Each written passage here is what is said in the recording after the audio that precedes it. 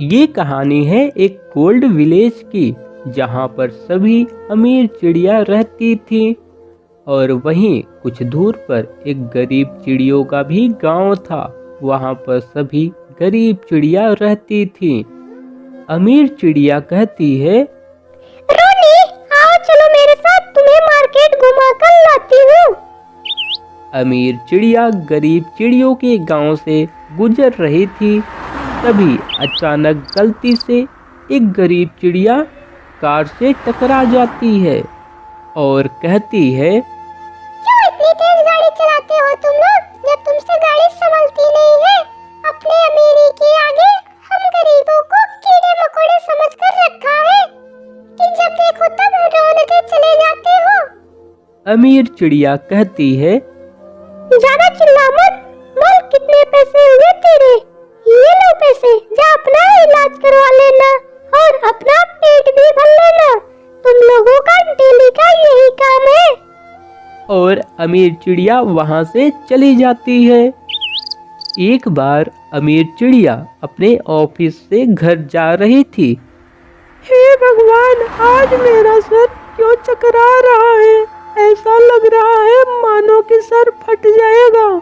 तभी अमीर चिड़िया गरीब चिड़ियों के गांव में पहुंच जाती है।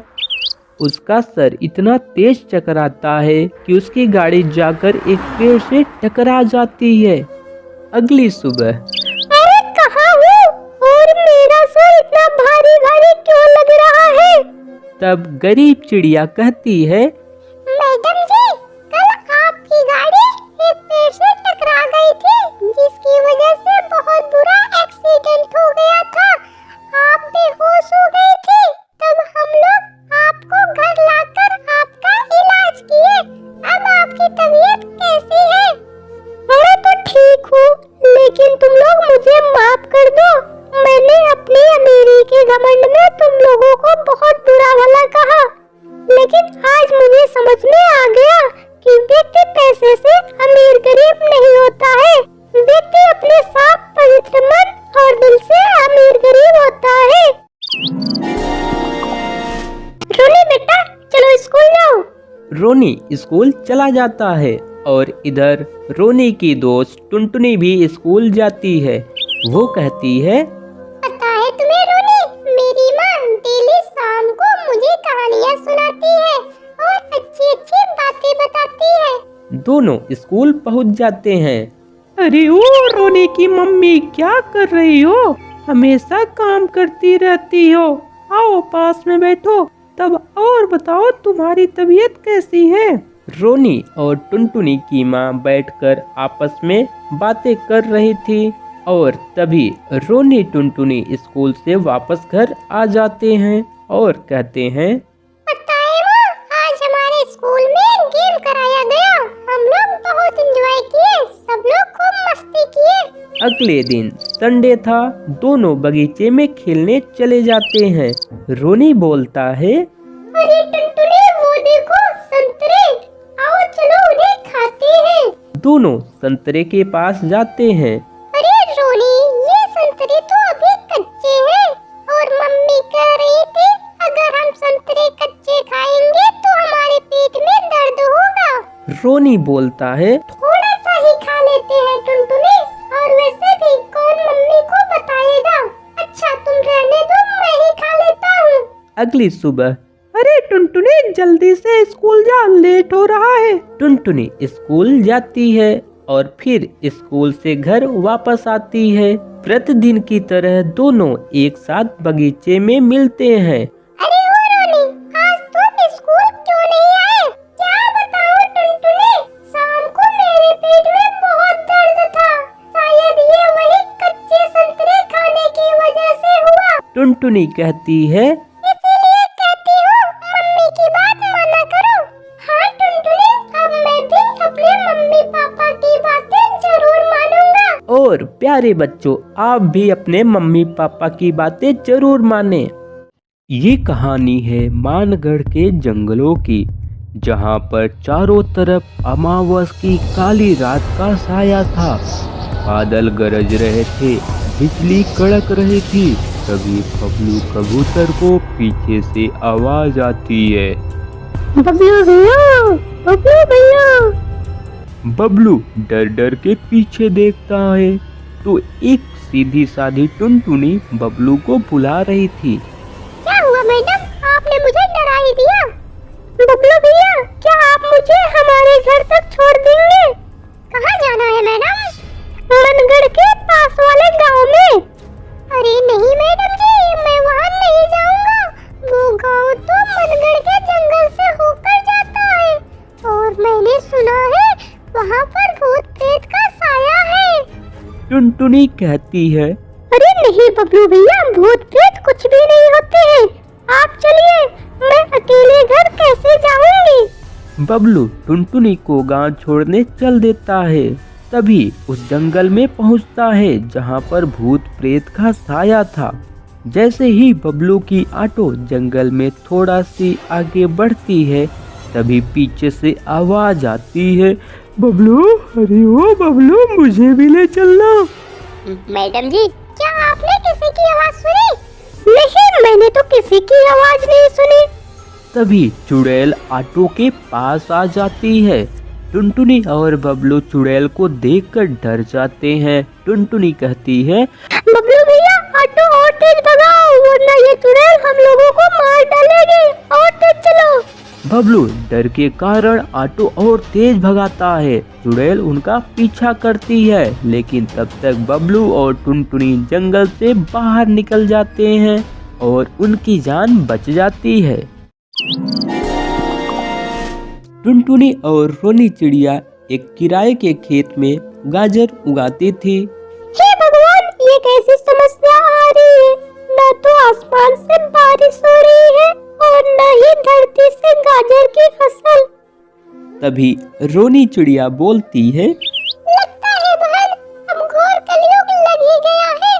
लेकिन इस बार हम जमीन का किराया कहाँ से देंगे? और इधर कालू कौवा का भी काम रुक जाता है। वो कहता है, अब मैं कहाँ से गाजर चुराऊंगा? टुनटुनी के खेत में तो गाजर उग ही नहीं रही है।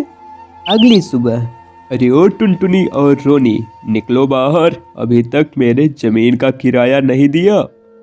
मालिक, इस बार खेत में गाजर की फसल उगी ही नहीं, जिसकी वजह से कमाई नहीं हो पाई मालिक। लेकिन हम आपके पैसे जल्द ही लौटा देंगे। अच्छा, चलो ठीक है, लौटा देना जल्द। टुनटुनी जंगल में बैठकर सोच कर रो रही थी कि पैसे का इंतजाम अब मैं कहाँ से करूं। तभी एक बहुत ही समझदार कूल माइंड वाली चिड़िया आ रही थी। वो टुनटुनी को रोता देख उसके पास जाती है। क्या हुआ बहन? टुनटुनी अपनी सारी परेशानी चिड़िया को बता देती है। फिर चिड़िया कहती है, ऐसे हताश और निराश नहीं होते हैं और न ही रोते हैं। हमेशा एक जैसा समय नहीं होता है। अगर आज तुम्हारी फसल नहीं उगी है तो क्या पता कल इससे दुगनी फसल उगे। अब तुम मन लगाकर खेती करो। टुनटुनी को ये बात समझ में आ जाती है। टुनटुनी और रोनी मन लगाकर खेती करते हैं और इस बार कालू कौवा भी उनका साथ देता है। 3 महीने बाद, अरे टुनटुनी, हमारी फसल तो पहले से दुगनी उगी है। तीनों ये सुनकर और देखकर बहुत खुश हो जाते हैं और कालू कौवा कहता है, हमें माफ कर दो तुम दोनों, मैंने तुम्हारे गाजर चुराए। कोई बात नहीं कालू। तीनों हंसी खुशी रहने लगते हैं और जमीन का किराया भी दे देते। ये कहानी है अमेज़न जंगल की। माँ, आप दिन भर कितना काम करती हैं। अगर आज पिताजी होते तो शायद ये दिन नहीं देखने पड़ते। अच्छा बस कर टुनटुनी, जा खाना खाकर सो जा।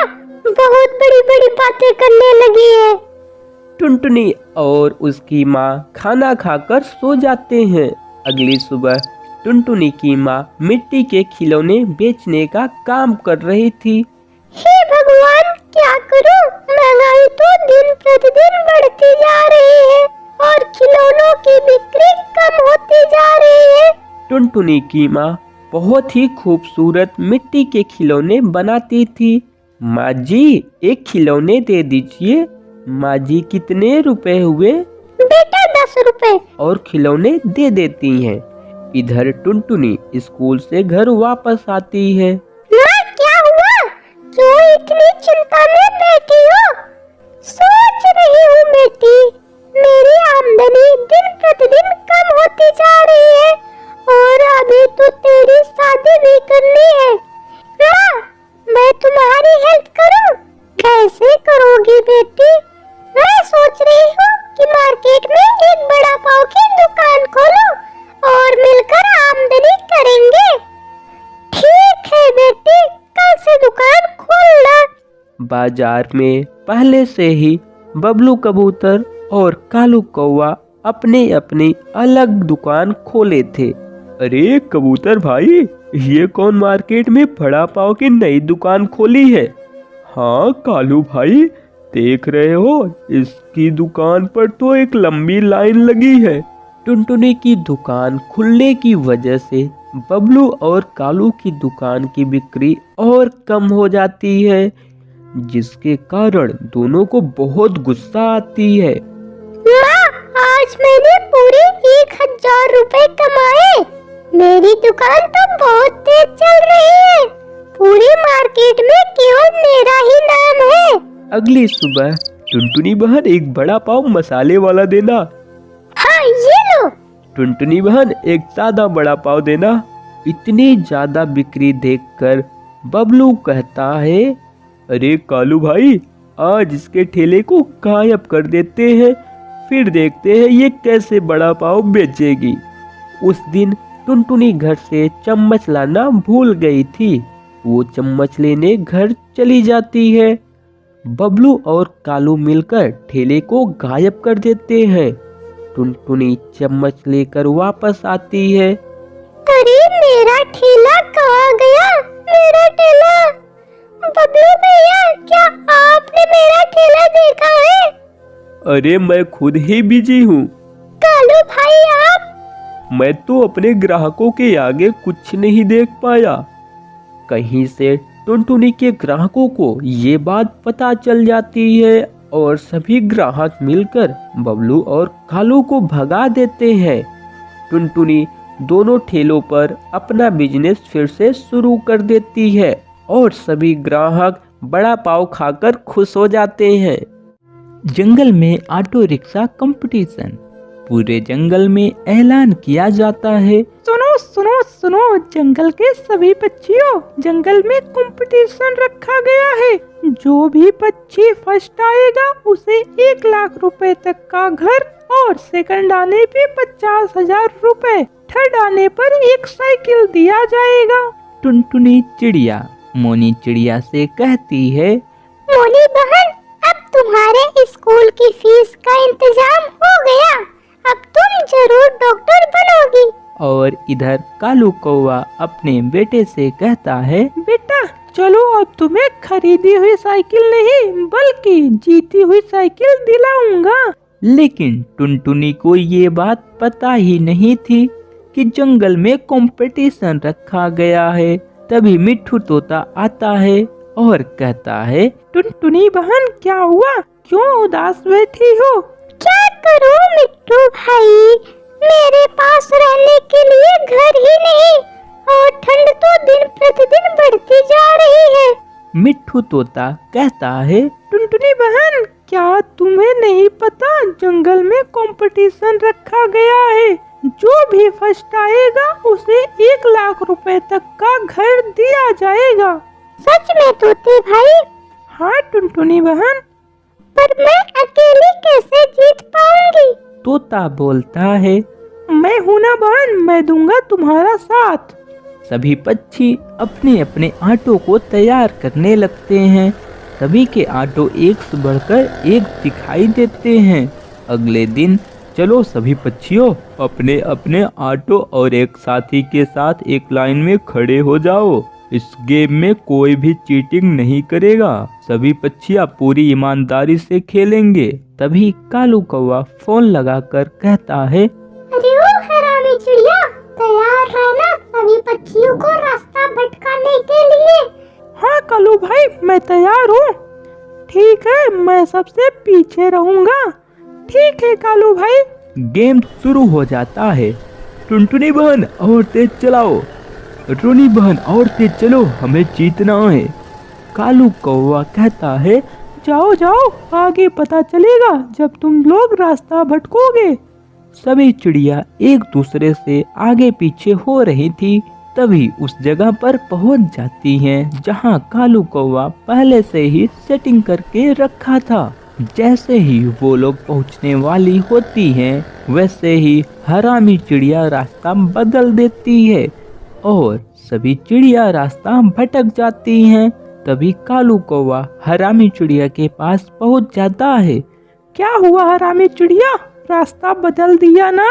हाँ हाँ कालू भाई। फिर कालू सही रास्ते से अपनी फुल स्पीड में चला जाता है और इधर जंगल में भटकती हुई चिड़िया अपने मंजिल पर शॉर्टकट रास्ते से पहुंच जाती हैं और कालू कौवा अपने ही बिछाए हुए जाल में फंस जाता है और सभी चिड़ियों से पीछे पहुंचता है। कालू को अपने किए पे बहुत पछतावा होता है।